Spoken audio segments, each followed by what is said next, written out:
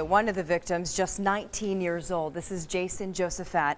He graduated from high school in East Mesa, and tonight his friends are opening up, sharing the details about his life and the messages he sent just before the shooting rampage. ABC 15's Joe Bartel's live in East Mesa near Crismont and Southern. And Joe, I understand his high school released pictures of him. Yeah, Stephanie, they did just recently. These are the pictures that are posted now on that high school Twitter account. A bright, loving young man, his life taken far too soon. To say Jason Josephat loved his life and the people in it simply doesn't cut it. The 19-year-old was larger than life. He never had anyone that didn't like him. Everyone loved him. He's very loved.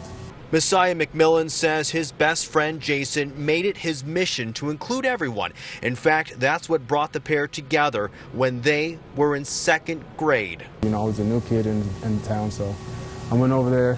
He was like, hey, come over here, come play basketball with us, And ever since then, I knew me and him would be friends. Fast friends led to a brotherhood-type bond. Jason was on the cheer team and dance team in high school. He struggled with his sexuality, and Messiah was one of the first to know Jason's orientation. And for a minute, he had a tough time, letting that out.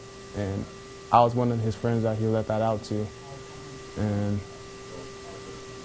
when I found out, I never judged him. I never looked at him any differently. He was always my friend.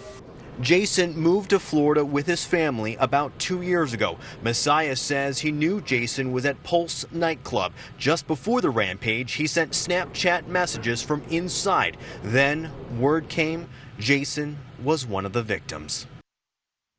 And friends are planning a candlelight vigil for Wednesday at 8 p.m. at Skyline Park. That's just north of the school campus here. And now coming up after the NBA Finals, we'll share some of the final communications Jason had with his friends. Back to you. Incredibly sad. Thank you, Joe, for that story.